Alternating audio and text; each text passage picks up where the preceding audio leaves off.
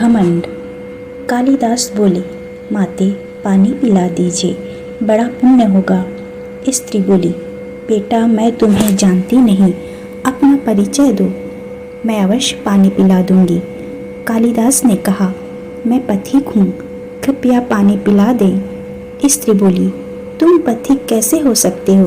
पथिक तो केवल दो ही है, सूर्य व चंद्रमा, जो कभी रुकते नहीं, हमेशा चलते रहते। तुम इनमें से कौन हो, सत्य बताओ। कालिदास ने कहा, मैं मेहमान हूँ, कृपया पानी पिला दे। स्त्री बोली, तुम मेहमान कैसे हो सकते हो?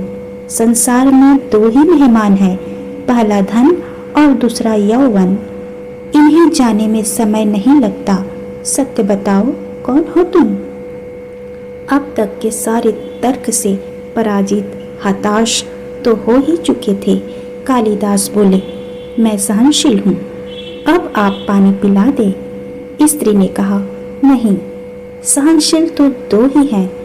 पहली धरती, जो पापी पुणात्मा सबका बोझ सहती है, उसकी छाती चीरकर बीज बो देने से भी अनाज के भंडार देती है। दूसरे पेड़, जिनको पत्थर मारो फिर भी मीठे फल देते हैं। तुम सहनशील नहीं, सच बताओ तुम कौन हो? कालिदास लगभग मूर्छा की स्थिति में आ गए और तर्क वितर्क से झल्लाकर बोले। कालिदास बोले, मैं हठी हूँ।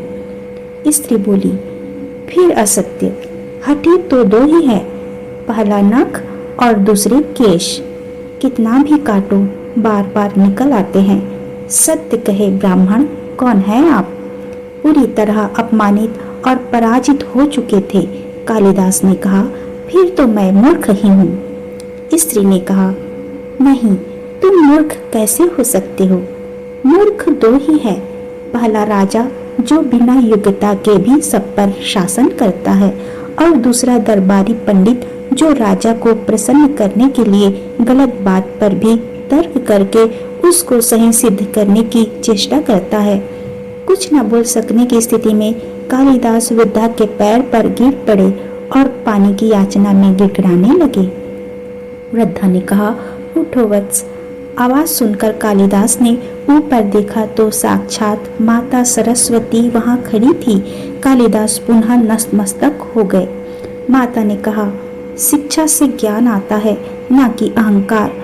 तूने शिक्षा के बल पर प्राप्त मान और प्रतिष्ठा को ही अपनी उपलब्धि मान लिया और अहंकार बैठे, इसलिए मुझे तुम्हारे चक्षु खोलने के लिए ये स्वांग करना पड़ा।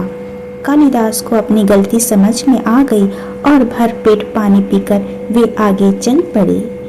शिक्षा, विद्वता पर कभी घमंड ना करे, यही घमंड विद्वता को नष्ट कर देता है। दो चीजों को कभी व्यर्थ नहीं जाने देना चाहिए, अन्न के कण को और आनंद के क्षण को।